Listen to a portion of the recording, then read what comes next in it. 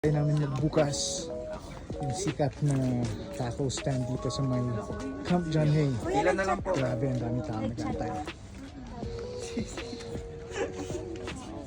And guys, nakapila na kami.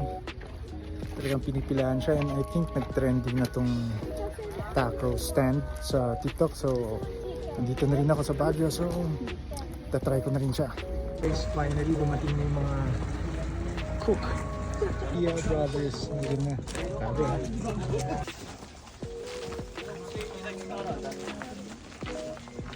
Guys, Sa labanan pa natin. Iya. Prepare mo rin sila. Grabe, tinitignan ko pala, naglalaway na ako. Guys, ang haba ng pila. Naglalaway na ako. Ginaw-ginaw pa dito sa Baguio ngayon. It's around 10 degrees Celsius. Simulan na. Nantay ka nang napagpuluan na beef, sir. Grabe naman ito pa. Sabi mo punong-puno eh. Pag hindi maluluto Ayun, yan. punong-puno ah.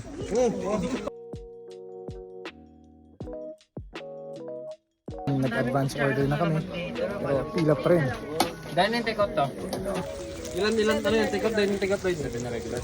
And guys, pala yung name ng stall nila. Bria Brothers. Yan ba yung mini tacos or yung regular. Ito pa yung regular, Ayan yung regular. Ito po yung mini. Alright. Bite size. Grabe. Sarap. So, check nyo guys. Yung portion ng beef. Ang dami.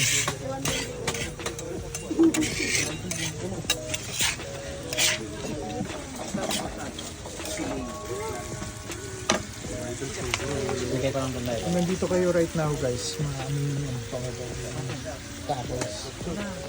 Guys, napansin nyo, nag-bonnet na rin ako kasi sobrang ginaw dito sa Baguio ngayon. I think it's around 10 degrees. Na syempre, titikman natin yung famous na Bria Brothers tacos na nag-trending sa TikTok and sa Facebook. So kapag napasyal ka ng Baguio or sa mga taga Baguio dyan, dito lang kayo dito sa may John Hay, malapit sa actually nandito sa loob ng Ayala Techno Hub. Sa isang night, ilan ang nauubos ninyo or nabibenta ninyo? More than 100, sir. More than 100. Opo, sa regular. Sa regular. Sa mini na po mga 40 plus. Okay. Kasi ang ginagawa rin namin, sir, until ma-sold out. Hindi mo sold out. Opo. Para nabukasan po ulit is fresh po ulit. And then every Monday to Friday kayo nandito? Opo. Kaya everyday din, sir, na market. Na market Tapos production, production. umaga hanggang hapon. Gawa ng pila. Tapos gagawa ng pita. Yung pita rin kasi namin, Ah, sir. so homemade siya? Opo. Alright. Lahat po. Lahat po, sir. Bango ah. Bakit pala tacos? Tinik po kasi. Unique din po kasi, sir. Hilig din ah. Actually, ganun talaga pag yung hilig ninyo na Mexican siya, sir, pero with a twist of Filipino ano pa rin po taste. Hindi po ganun katapang po yung mga ano spices kasi hindi naman pa sanay yung Pilipino sa ganun eh. Pero andun pa rin po yung spices ng mismong ano authentic. Pero binalance pa rin lang po sa ano sa Filipino taste po. Philippine taste. Opo. Kaya naiinom po yung concept yung mismong napagpauluan po. Kakainit lang niya. Lagi talaga may system na ko, ang bilis ng ano to. Opo, Ang bilis ng dire-diretso. May nagluluto dito, and then dito, and then dito. Ito naman yung mga bite size ng mini. Yeah.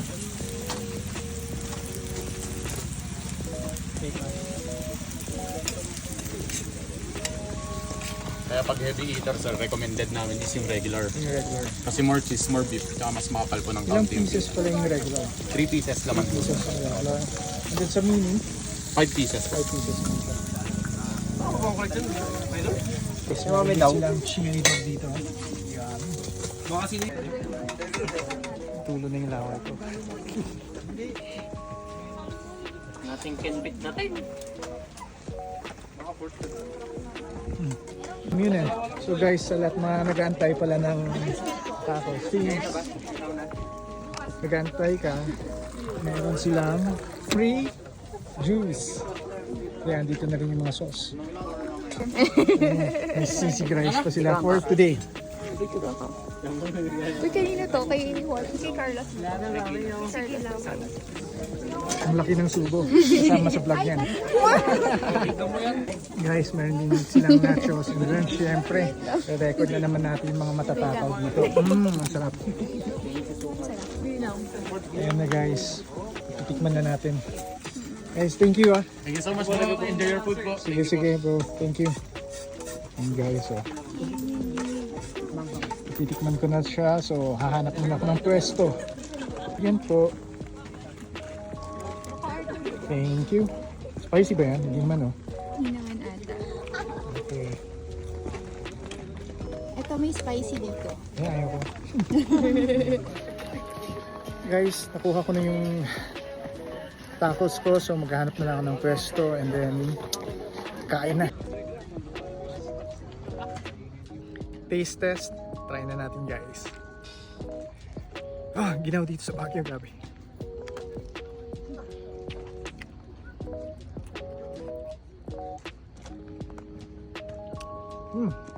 Masarap nga. Kaya siya pinipilahan. Habang hinahawakan mo yung phone ko, kain muna ako dyan ha. Mangiinggit muna ako. Pero in fairness, masarap.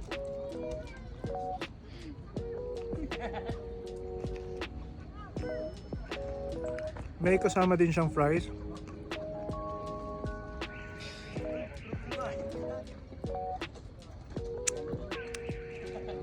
Sarap guys, so kapag napasyal kayo dito sa may Techno Hub sa may John Hay, hanapin nyo lang ang Birria Brothers. Kain muna ako. Guys, ito na lang natira sa tacos ko and then iinumin ko pa yung sabaw. Yan. Ubus ko na yung tacos ko and then uubusin ko na yung sabaw, hihigutin ko na.